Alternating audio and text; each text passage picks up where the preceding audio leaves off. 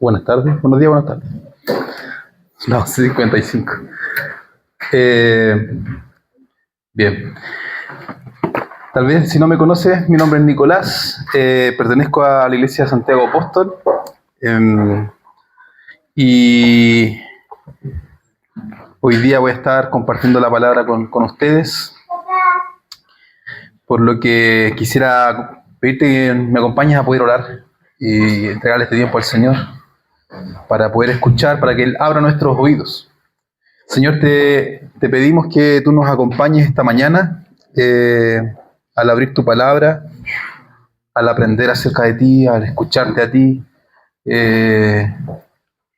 Señor, abre nuestros oídos, nuestros corazones, Señor, para que tu palabra, al ser sembrada, no se pierda, sino que dé fruto para vida. En el nombre de Jesús. Amén.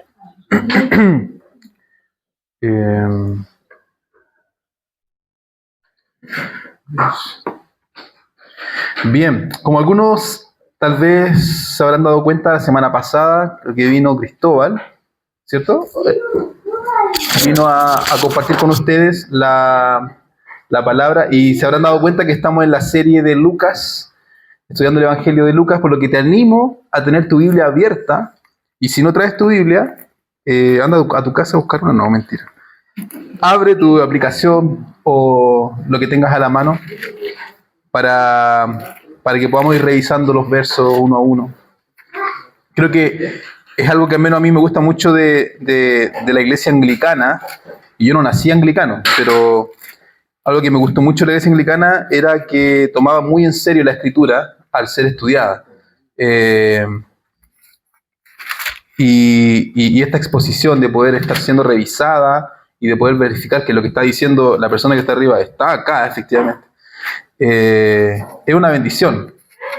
Es una bendición. Así que te animo a tener tu Biblia abierta en Lucas 20. Previamente, o en episodios anteriores, no sé si recuerdan que Jesús acaba de llegar a Jerusalén en el capítulo 19. Lucas, desde el capítulo 9 hasta el capítulo 19, comienza a narrar que Jesús va camino a Jerusalén. Y ahora ya llegó. Ya llegó hace 2 semanas, estaba en Jerusalén. Pero no acá, en la serie. ¿Cierto? Vino Hugo a enseñarles acerca del capítulo 19. Y lo que vino después fue que Cristóbal hablara acerca de la entrada de Jesús al templo. Y eso es súper fuerte, porque la llegada de Jesús al templo significaba el cumplimiento de muchas promesas, de que Dios mismo iba a visitar a su pueblo, iba a llegar al lugar más importante, es decir, al pueblo, para poder exponer también su palabra. Pero lo que hace Jesús es muy inesperado, ¿cierto? Vuelca las mesas. Imagínate que llega acá y dice, ¿por qué están las mesas acá? Y da vuelta a las mesas y se deberían estar todos sentados. No, mentira. Pero Jesús llega al templo y vuelca las mesas porque están vendiendo animales, están vendiendo aves, están vendiendo palomas, qué sé yo, para ser sacrificados. Pero el problema es que están ocupando el espacio que pertenece a los gentiles. El lugar de encuentro en donde los gentiles, los que no son del pueblo de Dios, podían acercarse y escuchar la palabra. Ese espacio no estaba disponible porque estaban los vendedores ahí ocupando.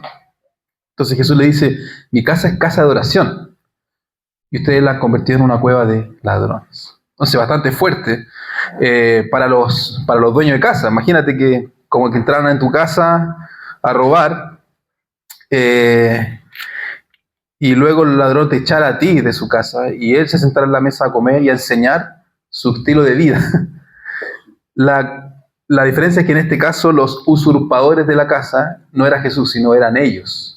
Ellos eran los que habían entrado a la casa y la habían convertido en una cueva de ladrones. Entonces, lo que vemos acá ahora es que Jesús podríamos decir como que se asienta en el lugar que le pertenece a él, el templo. Le pertenece por derecho porque él es el Señor. Y comienza a enseñar. Entonces, eso provoca la furia de los líderes y dicen, no, a este compadre tenemos que matarlo de alguna u otra forma. Y así esa es la escena en donde llegamos ahora a nuestra palabra en Lucas capítulo 20. Ese es el contexto, esa es la atención que se está moviendo. Así que te animo a tener tu Biblia abierta y acompáñame a ver el verso 1, porque lo que vamos a estar respondiendo en esta sección, en esta parte del Evangelio de Lucas, es la pregunta: ¿qué es lo que está en peligro ante la autoridad de Jesús? ¿Qué es lo que corre riesgo, lo que está en peligro cuando la autoridad de Jesús aparece o llega a algún lugar o a alguna vida? Y lo primero que está en peligro es el poder que ejercían los líderes en el templo, el poder que tenían de controlar las ventas, quién entraba, quién salía. Mira conmigo el verso 1, porque digo que el poder está en peligro. Mira, dice que mientras Jesús enseñaba en el templo y les predicaba el evangelio, se le acercaron los jefes de los sacerdotes, ahí tenemos un grupo, los maestros de la ley, otro grupo, y junto con los ancianos, es decir, los líderes del pueblo. Son tres grupos importantes que representan al templo, representan a la ley, la enseñanza y representan a la autoridad del pueblo mismo. Entonces es como que llegara el alcalde, el ministro de educación y el cura del pueblo, ¿no? En este caso sería el sacerdote del pueblo. Ellos vienen delante de Jesús a preguntarle: ¿con qué autoridad? Dinos, ¿con qué autoridad haces esto? Y su pregunta tiene esta directa relación, como que Jesús se está apropiando de algo ilegalmente, ¿cierto?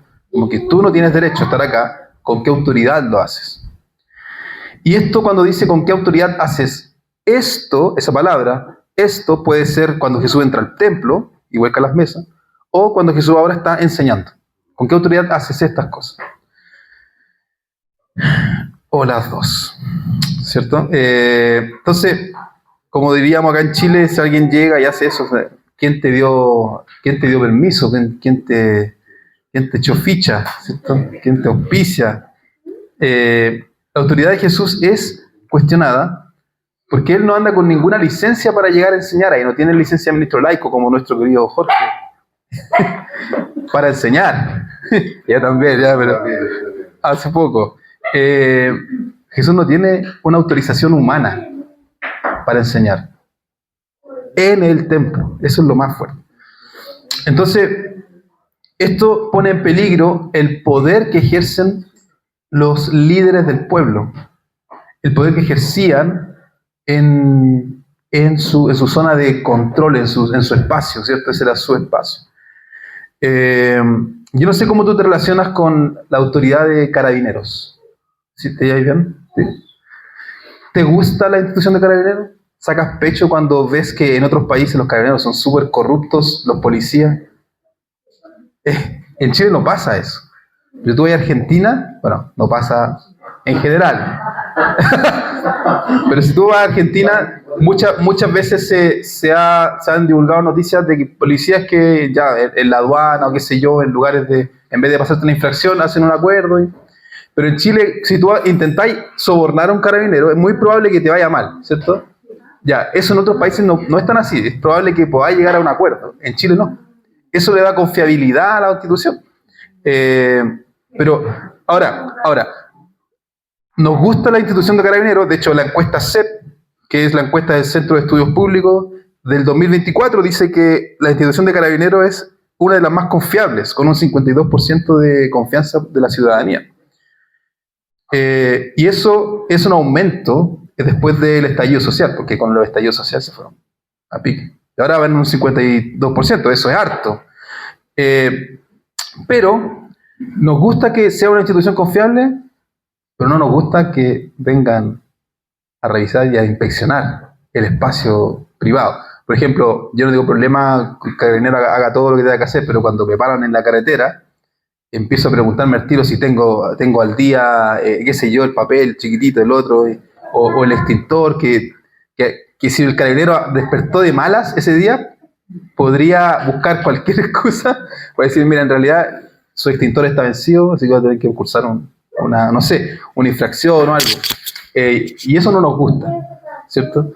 Respetamos la autoridad, pero cuando viene y nos revisa y se gana en el lugar nuestro, ¿cierto?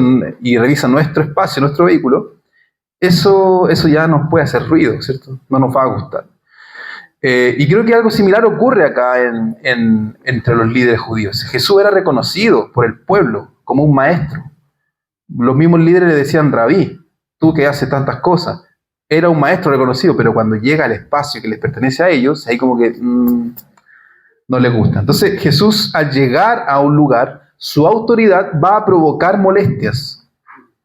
Va a provocar que nuestro poder, ya si empezamos a hablar acerca más de nosotros, el poder que tenemos nosotros en nuestra vida en general, empieza a tambalear. Tal vez para ti este relato no sea tan cercano, porque imaginas, esto es Templo Jerusalén, hace 2000 años, yo no tengo nada que ver con ello. Sí, pero Jesús al llegar a nuestra vida también mueve el piso, ¿cierto?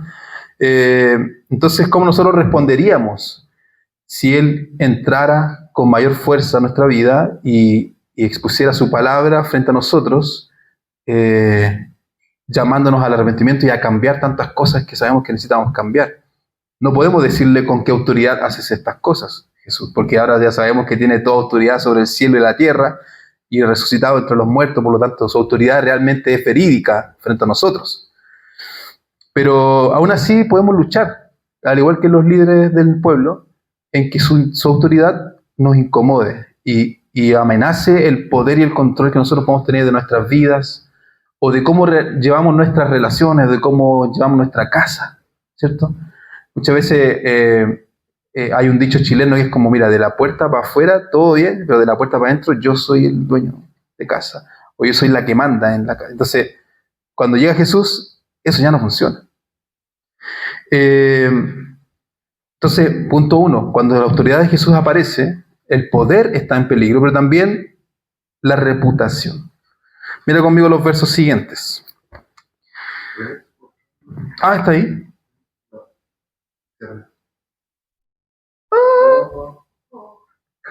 Estaba atrás, ya. Perfecto. La primera parte, gracias por ponerlo en rojo, nos muestra que la llegada de Jesús es incómoda para los líderes porque está ocupando el espacio que les pertenece.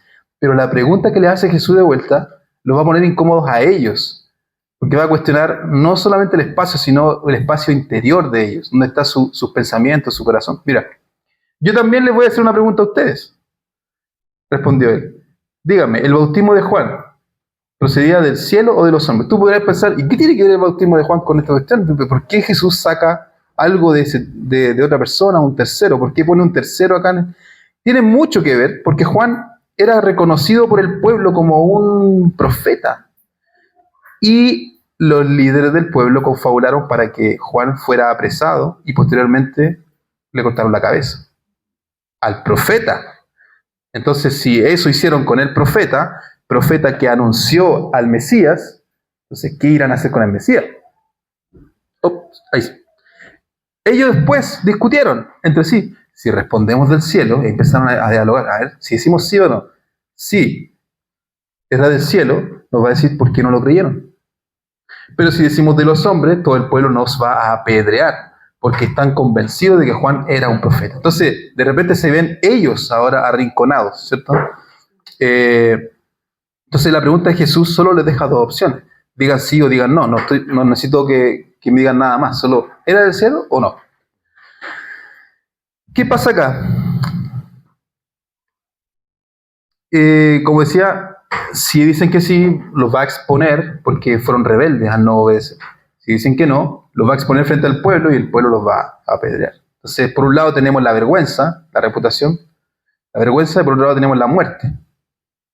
¿Qué escogerías tú? A ver, ya, ¿soy avergonzado o soy apedreado? Ya, avergonzado, ya. No, pero ellos dicen, prefieren mejor no decir nada. Pero antes de llegar allá, la pregunta de Jesús los deja expuestos, porque decir la verdad en este caso implicaba perder ante Jesús, perder su reputación, como los líderes y los sabios. Y claro, los avergonzaba, pero también los arriesgaba a la muerte. Entonces es complejo. No sé qué harías tú en ese lugar, en ese momento. Entonces, cuando llega Jesús, su autoridad pone en peligro el poder, pero también pone en peligro la reputación. Entonces, los líderes tuvieron en este momento una gran oportunidad de poder reconocer que ellos fueron orgullosos, que fueron, qué sé yo, porfiados, que fueron rebeldes, y pudieron haber quedado expuestos a la vergüenza y haber pedido por último, Señor, pero queremos escucharte a ti. En realidad no creíamos, o sea, creíamos que era de Dios, pero nos molestaba. Su voz era incómoda a nuestro oído. Porque Juan le decía generación de víboras, o sea, Juan era mucho más directo. Entonces, la llegada de Jesús va a exponer las cosas, va a provocar cambios, va a sacar lo que está a la luz.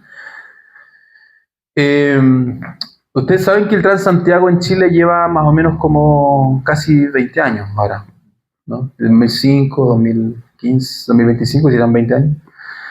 Pero cuando el Transantiago llegó, no sé si aquí alguna vez trabajó en alguna micro o algo así relacionado al transporte público, ¿no? Lo que le voy a decir puede involucrarlos. Bueno, va a salir ahí también. Bueno, el Transantiago llegó y lo que estaba antes del Transantiago, este sistema de transporte, eran las micros amarillas, ¿se acuerdan? Y la micro amarilla era una jungla de transporte que si tú tenías una micro amarilla, tú tenías que salvarte a ti mismo y hacer tu recorrido, y le pagabas por aquí al que te avisaba, quién venía atrás, quién venía adelante. Y sabes que a los micreros no le iba tan mal, en realidad. El sistema funcionaba bien bajo sus reglas, bajo su mecanismo, Pero hubo un caso, y esto me lo contó un ex chofer de las micro amarillas. Me dijo que los choferes ganaban alrededor de $1.000.000 mensual. Yo no podía creerlo, pero un chofer que le daba todo el día podía generar mucho, porque el impuesto no era tan alto, el chofer. Y podría decir como simplemente, ya sube ya. Y tú dices, tío, me lleva por 200, me lleva por 300, y no te daba boleta. Entonces esa plata iba sumando. Y este ex chofer me dice, ganaban cerca de $1.500.000 algunos. Y hasta cierto punto el ingreso no era un gran problema, ¿cierto? Al llegar el Transantiago. Pero esto generó que se expusieran las malas prácticas, que salieran a la luz las malas prácticas, las tácticas tránsfugas ilegales, como el caso de este chofer que ganaba como $1.000.000.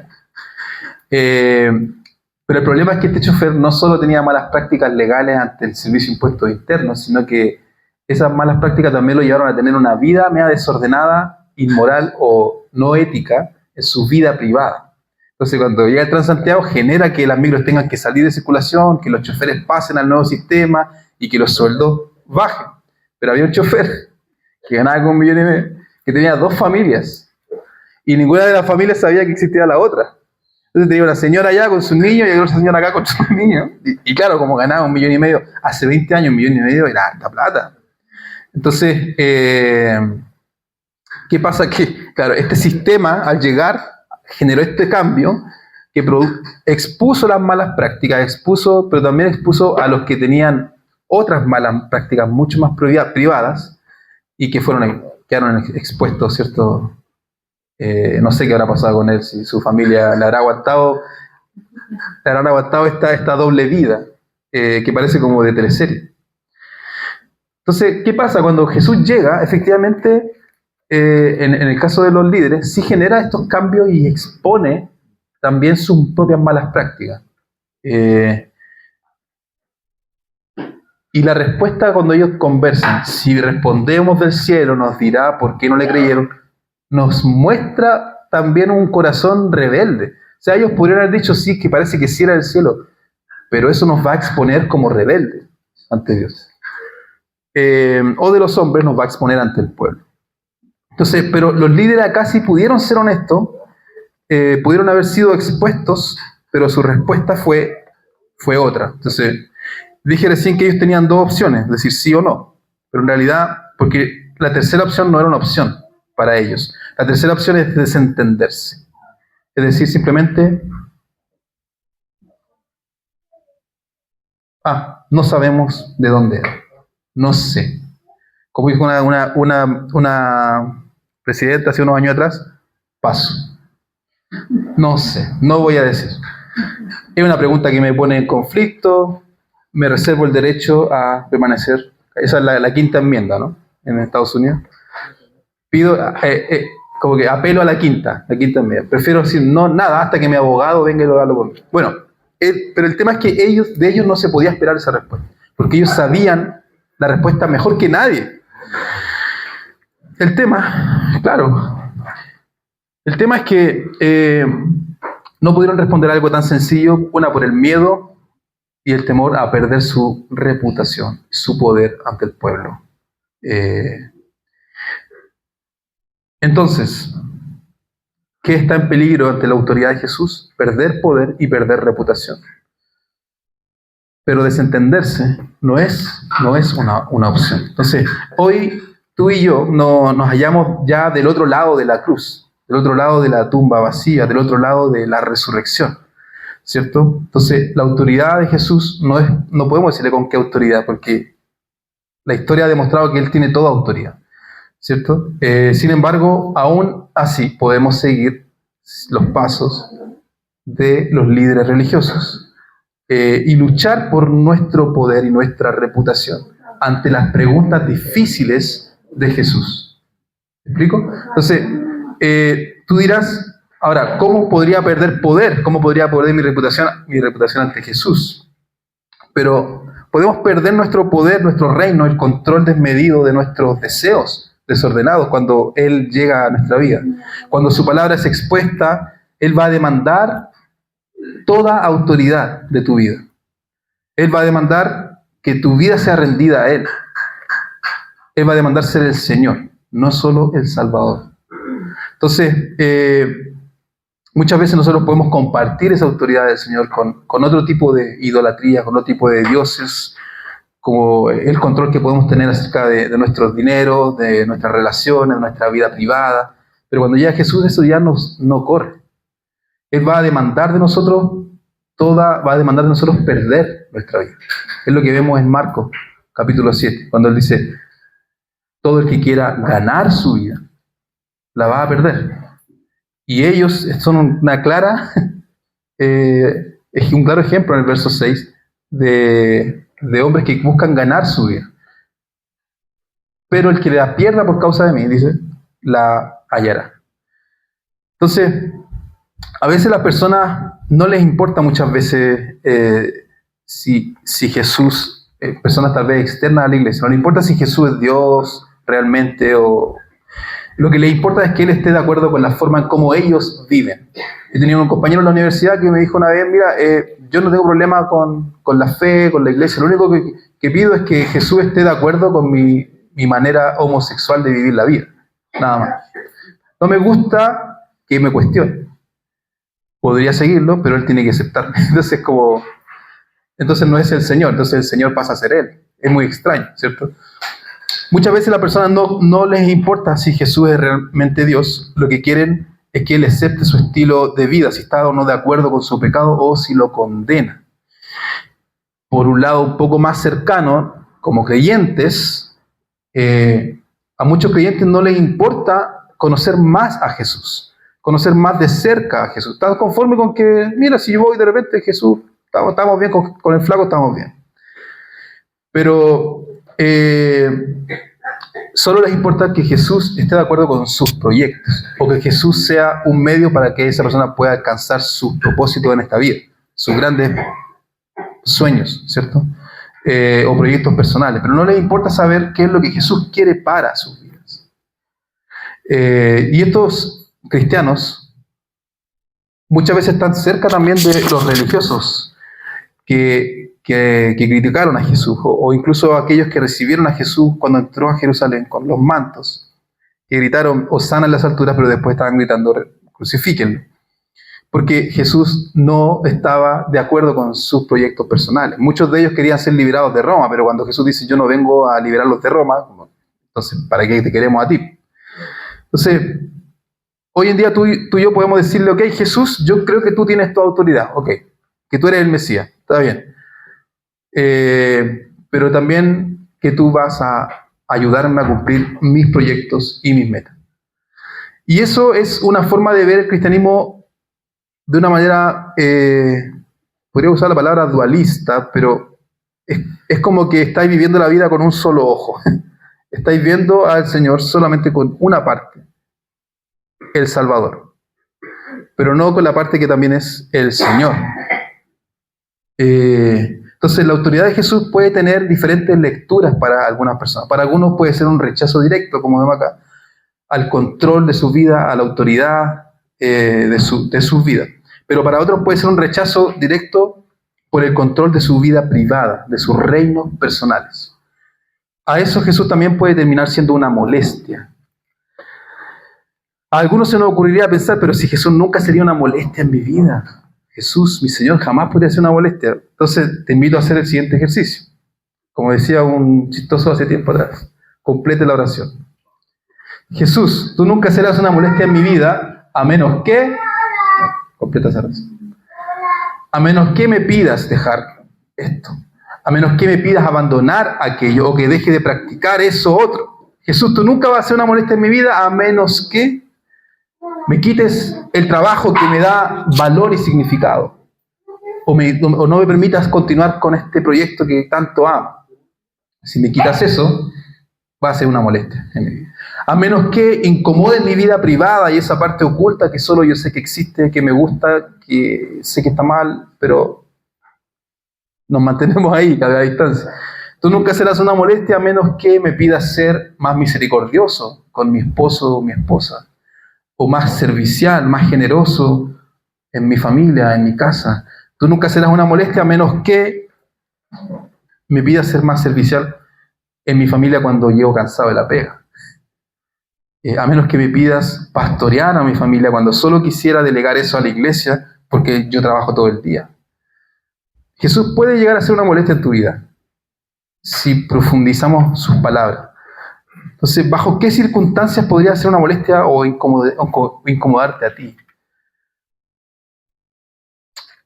Tal vez añadiría también, ¿es Jesús, el Jesús en el que tú crees, suele incomodar tu egoísmo, tu arrogancia, tu pecado? Si Jesús no incomoda tu vida, puede que solo estés creyendo en un pseudo Salvador, en un pseudo Señor. Un Jesús que es tu Salvador una parte de tu semana, pero el resto de la semana tú eres el Rey y Señor. ¿Me explico? Y eso podría ser un gran problema, porque Jesús sí es el Señor. Y cuando decimos que es el Señor, no hablamos de una forma impersonal como con las autoridades de Carabineros, ¿cierto? Decimos, sí, tenemos confianza en Carabineros, está bien que estén allá, que sigan haciendo su pega, cuidándonos, que nos protejan de los malos, que atrapen a los asaltantes, que se lleven a los... Pero que no vengan para acá, que no entren por mi casa, que no revisen mis cosas, ¿cierto? Pero cuando decimos que Jesús es el Señor, estamos diciendo que es, y implica que Él es el Señor de toda nuestra vida, de lo que pensamos, de lo que deseamos, de lo que anhelamos, de lo que poseemos, lo que soñamos, aquello que nos da paz, lo que nos da esperanza. En todo, Él es el Señor y Salvador. Entonces, cuando decimos Jesús, tú eres el Señor, o decimos Jesús es mi Señor, es mucho más profundo lo que estamos diciendo. Tiene un significado mucho más comprometido. Estamos diciendo que Él es el Señor acerca de lo que voy a hacer en mi vida. Si Jesús no es tu Señor, entonces es difícil que sea tu Salvador. Porque estos dos títulos van de la mano. Jesús es el Señor y es también el Salvador. Y esto puede ser un poco chocante en nuestra cultura catolicalizada, no sé cómo decir, porque está acostumbrado a ver este modelo católico cuando vemos de repente quizás una teleserie, una película, ¿cierto?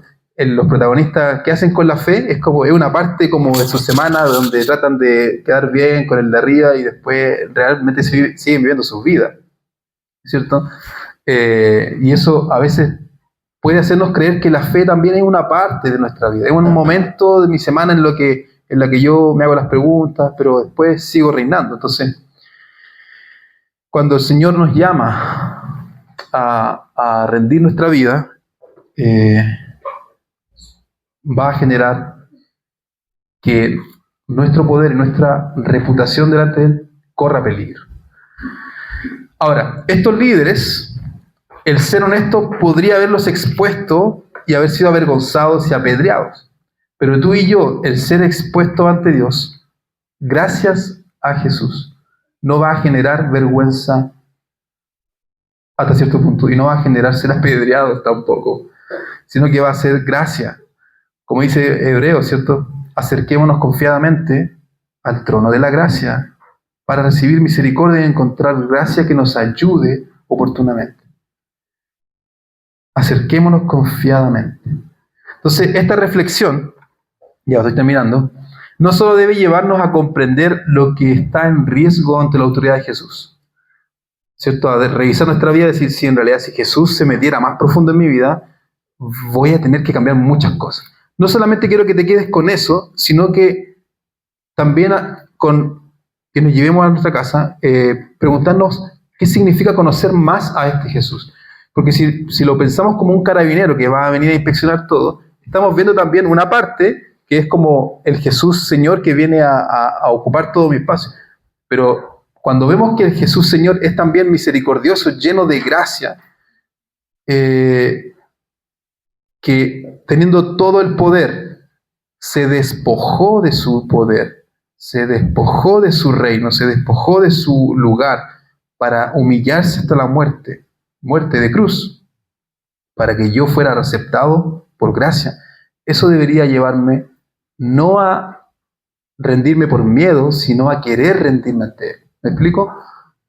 El reinado de Jesús en su pueblo es un reinado de mutuo sometimiento, de Él se ha sometido para servirnos, se ha sometido ante el Padre para servir, y yo me someto a su reinado y a su autoridad, por amor.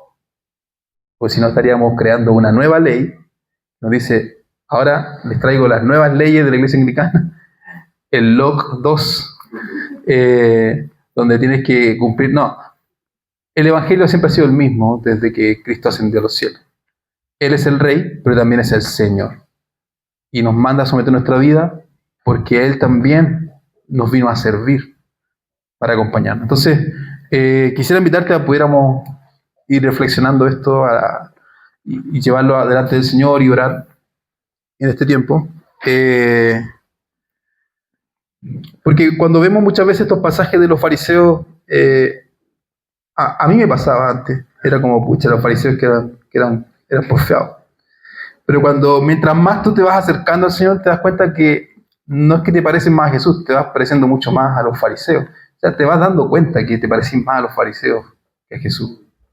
O a los malhechores del camino que al buen samaritano. ¿Cierto? Uno cuando ve al buen samaritano dice, sí, hay que ser buen samaritano. Somos más parecidos a los malhechores. Pero eso es porque nos estamos acercando a la luz. Y cada vez que nos acercamos a la luz, más somos expuestos. Esto cuando pone un foco acá gigante y pone un espejo, te das cuenta que tiene muchos puntitos y cosas. Cuando nos acercamos más a Cristo, nos damos cuenta que necesitamos más de su gracia. Y eso es lo mismo para esta parte de Lucas, ¿cierto? Ellos necesitaban gracia, tú igual, y yo necesitamos esa misma gracia para acercarnos a Él. Oremos. Señor, te entregamos este tiempo, reconocemos que tú eres el Señor. Y queremos ser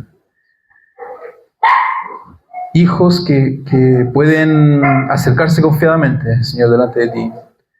Y que no tenemos miedo a perder delante de ti, no tenemos miedo a ser expuestos ante tu gracia. No tenemos miedo a que nuestra vida sea expuesta delante de tus ojos, porque en Cristo hallamos un refugio seguro, porque en Cristo hallamos un lugar seguro en el cual no hay temor.